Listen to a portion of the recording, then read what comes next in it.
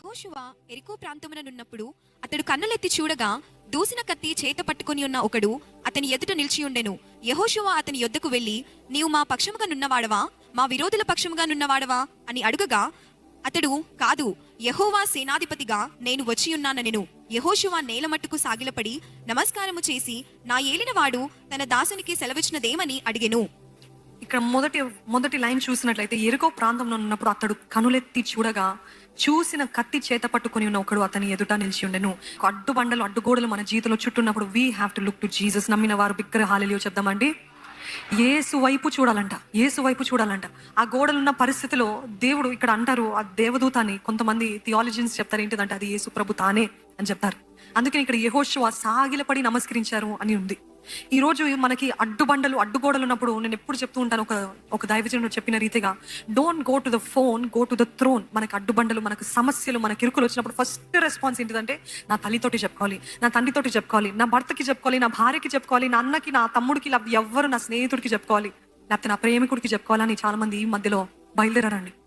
దేవుడు అంటున్నాడు, if you have walls around you, మీ చుట్టూ అడ్డుగోడలు ఉన్నాయి అంటే ఈ గోడల్ని కాదండి మనం చూసేది, పైన నన్ను దేవుని వైపు చూద్దాము. హల్లెలూయా.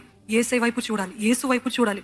అడ్డంకులను, గోడలను చూడండి. కీర్తనలు 121 కీర్తన 1వ వచనం చెప్తుంది ఏంటిదంటే, కొండల తట్టు నా కనులు ఎత్తుచున్నాను, నాకు సహాయము ఎక్కడ నుండి వచ్చును, యెహోవా వలననే. చూడండి, అక్కడ యెహోవా వలన వచ్చును అని చెప్పొచ్చు, కానీ ఆయన వాక్యం తెలియజేస్తుంది, యెహోవా తప్ప మనకు సహాయం చేసే దేవుడు ఎవ్వరు లేరు. నమ్మిన వారు ఆమెన్ చెప్దామా? ఆమెన్. యెహోవా వలననే. కొండల తట్టు చూస్తున్నానయ్యా, ఎవరిస్తారో నాకు సహాయం అని వెతుకుతున్నానయ్యా.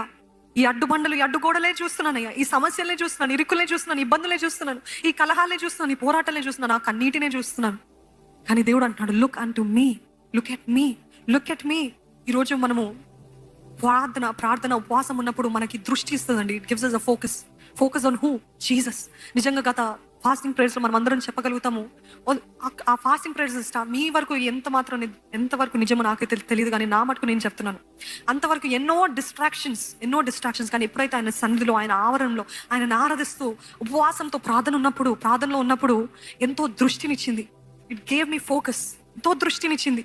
అసలు నిజంగా పక్కనున్న డిస్ట్రాక్షన్స్ అంతా కూడా పిచ్చి పిచ్చి చెత్తలా కనపడింది.